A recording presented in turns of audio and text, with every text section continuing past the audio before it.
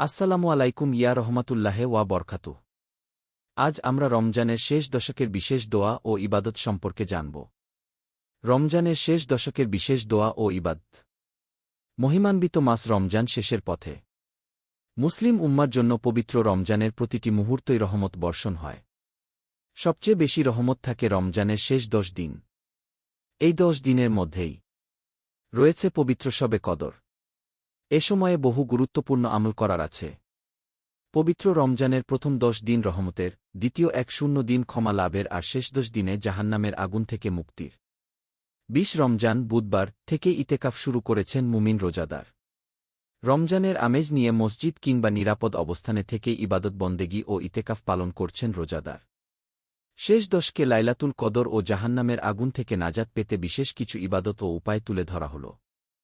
বছরের সেরা 10 রাতের ইবাদত।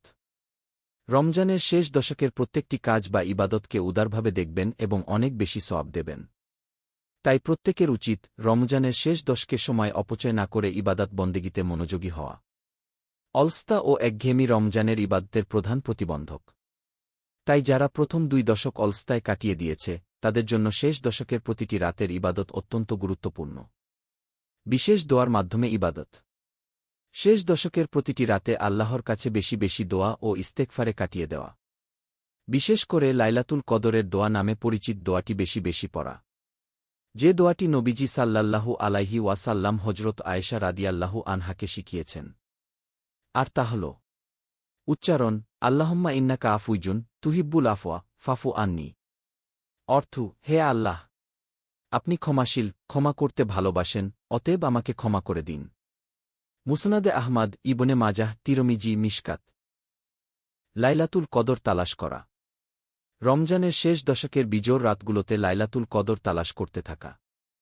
কারণ লাইলাতুল কদর হল 1000 মাসের চেয়ে উত্তম।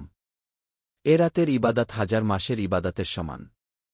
রাসূলুল্লাহ সাল্লাল্লাহু আলাইহি ওয়াসাল্লাম বলেছেন, যে ব্যক্তি লাইলাতুল কদরের রাতে বিশ্বাস ও পুরস্কারের আশায় ইবাদাতরত অবস্থায় থাকবে, আল্লাহ তাআলা তার অতীতের সব গোনাহ মাফ করে দেবেন। বুখারী। দোয়ার একটি সূচি তৈরি করে নেওয়া। শেষ দশকের বিজোড় রাতে আল্লাহর কাছে ন্যায়ের পথে চলা এবং অন্যায় পথ থেকে বিরত থাকতে নিজের জন্য, পরিবারের জন্য, আত্মীয় স্বজনের জন্য তথা নির্যাতিত মুসলিম উম্মাহর জন্য দোয়া করতে একটি তালিকা তৈরি করা। বিশেষ করে কোরআনে বর্ণিত ক্ষমা প্রার্থনার দোয়াগুলো সেজদা ও তাশাহুদে পড়ার চেষ্টা করা। রাতের ইবাদতের জন্য দিনে ঘুমানো। রমজানের শেষ 10 দিন রাসূলুল্লাহ সাল্লাল্লাহু আলাইহি ওয়াসাল্লাম একটুও ঘুমাননি। তিনি সারারাত জেগে ইবাদত বন্দেগী করতেন। তাই দিনের বেলায় কিছু সময় ঘুমিয়ে নেওয়া। রাতে ইবাদত বন্দেগীতে থেকে লাইলাতুল কদর পাওয়ার চেষ্টা করা। কোনো কারণ বা প্রয়োজন ছাড়া সামাজিক যোগাযোগ মাধ্যম ফেসবুক, টুইটার, ইনস্টাগ্রাম, ইলেকট্রনিক্স মাধ্যম সহ সব ধরনের অপ্রয়োজনীয় কাজে সময় ব্যয় না করা। সামাজিক যোগাযোগ মাধ্যমে থাকলেও তা যেন হয় ইবাদতের উৎস। তাই ইবাদত বন্দেগীতেই বেশি সময় ব্যয় করা। ইবাদতে মনোযোগী হওয়া। বেশি বেশি কুরআন তেলাওয়াত করা। শেষ 10কে কোরআন তেলাওয়াত ও এর মর্মার্থ অনুধাবনের চেষ্টা করা। কেননা কোরআনের অধ্যয়নেই সওয়াব ও ফজিলত বেশি। তাতে সুযোগ না থাকলে শুধু তেলাওয়াতেও রয়েছে অনেক সওয়াব ও ফজিলত। তাই বেশি বেশি কোরআন তেলাওয়াত করা। বছরের এক মাস 20 দিন অপেক্ষার পর আসে রমজানের শেষ দশক। এ দশকে মুমিন মুসলমান 1000 বছরের সেরা রাত লাইলাতুল কদর তালাশে অপেক্ষমান। তাই ধৈর্যসহ এ রাতের তালাশ করা জরুরি। এ 10 দিন কোনোভাবেই অধৈর্য হওয়া যাবে না। রমজানের এই শেষ দশকের প্রতিটি রাতই নিজের জীবনের জন্য চূড়ান্ত সময় ভেবে ধৈর্য সহকারে ইবাদত বন্দেগীতে মনোযোগী হওয়া। এ কথা মনে করে ইবাদত করা যে এ রমজানের শেষ 10 কি হয়তো জীবনের শেষ দশক। দান সাদকা করা। শেষ দশকের রাতে নামাজ, জিকির আজকার, তেলাওয়াত ও অন্যান্য ইবাদাতের পাশাপাশি যারা ইতেকাফে বসে না, তাদের জন্য গরিব দুঃখীর মাঝে আল্লাহর ওয়াস্তে বেশি বেশি দান খয়রাত করা জরুরি।